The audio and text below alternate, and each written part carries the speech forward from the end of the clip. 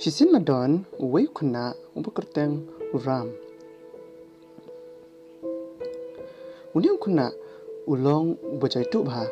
Ubom jupen shitom yalade bat ubom juminot halakakam.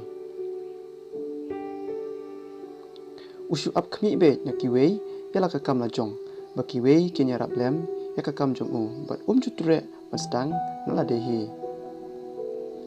Uniang kuna ulalek school hakawai ke school kabadon hajan shnong jong uhi. Hangnia school lai kendu paralog.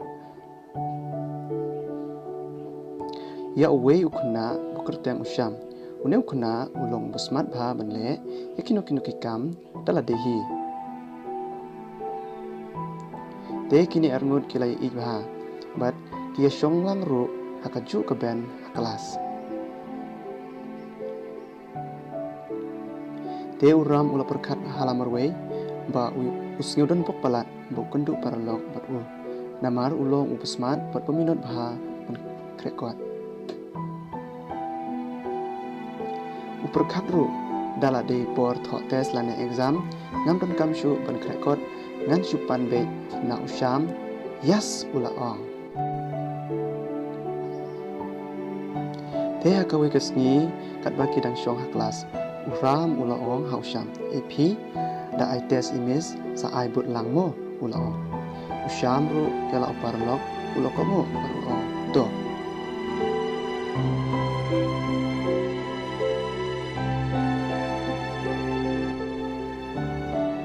Te kendir kensan lawan kano hikai.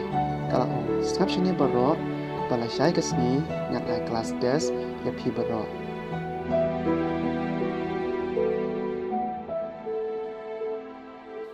Te saya krekot bha baro nakwa ya pi baro apin ya le bha la syai mo.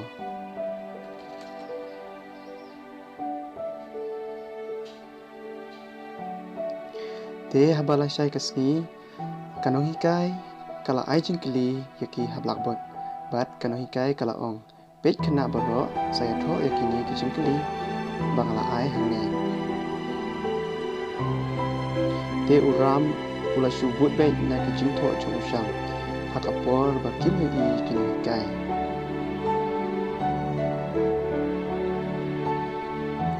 Te hadin nangta uram pat usyam kilaya dat bukan.